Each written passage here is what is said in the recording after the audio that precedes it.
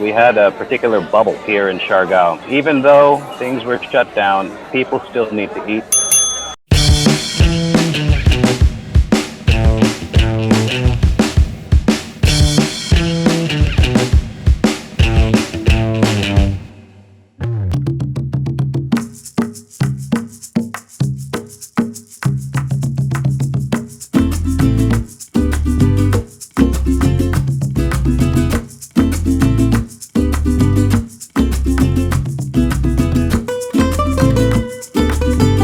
The pandemic was very surprising, to say the least, I'm sure, for all of us in the industry. It was a challenge that we needed to overcome. Lack of tourism, particularly here in Siargao, was a very big hit. A lot of residents who still live here, a lot of stranded tourists.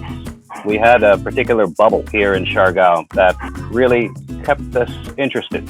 And even though things were shut down, people still need to eat. People still need to enjoy a sense of normalcy, especially in such trying times. So that's what we aim to provide.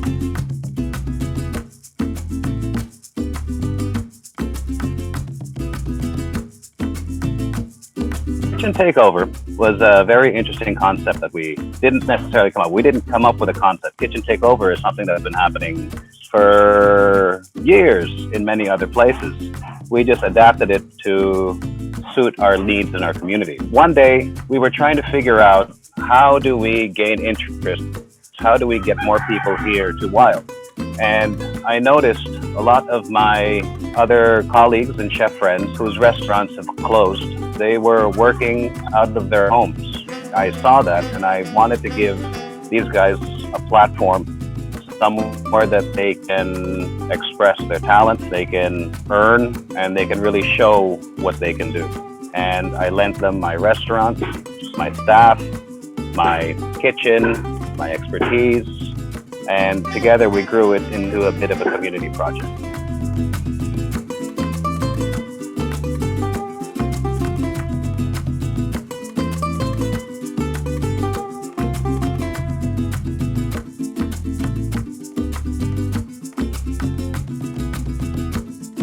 It's a very small community here in Siargao, especially during the closure. As where we are in Wild, our location isn't on the main strip. We need a draw. We need to endear ourselves in the community so that we can get more people to frequent our establishment. And this was a great idea, as every chef who came for their takeover brought their own crowd. And that was able to help Wild gain more of a following, as now more people would come and visit us and see what we do here.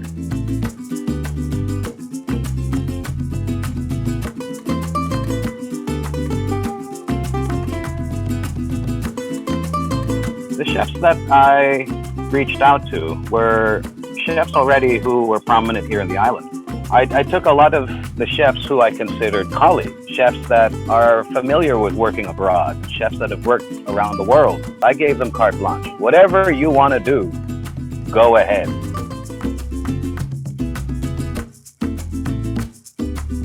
During the pandemic, it was a very entrepreneurial time. There were a lot of side gigs and things that people would do, and that's how they not only would earn and sustain themselves, but also maintain sanity, doing something. We still needed something different. We needed something to happen. There were a lot of community markets that popped up. We needed to also satisfy our own creativity and our own needs.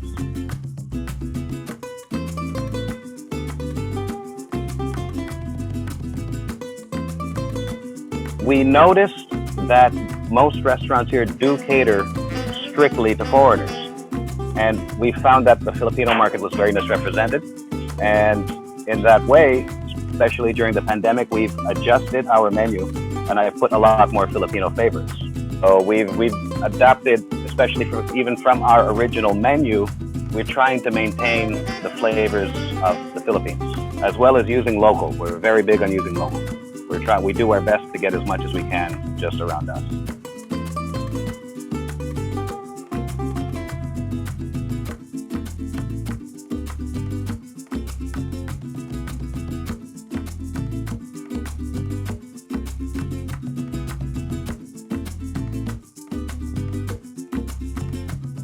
It's great when you get tourists in, because tourists are not here on a business lunch or a business dinner.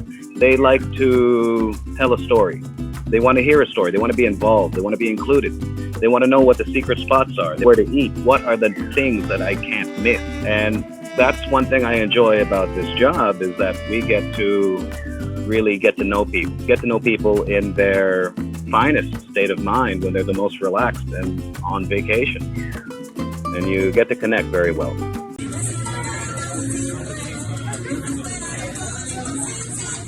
As far as moving forward, we definitely would love to see a return to tourism. And what I would like to see Kitchen Takeover turning into would be maybe then finally opening its doors to other chefs in the Philippines. And now that can increase the visibility of Siargao as a culinary destination in the country, because the food here is very good. And I think that we can stand out, and we can work together to make it happen.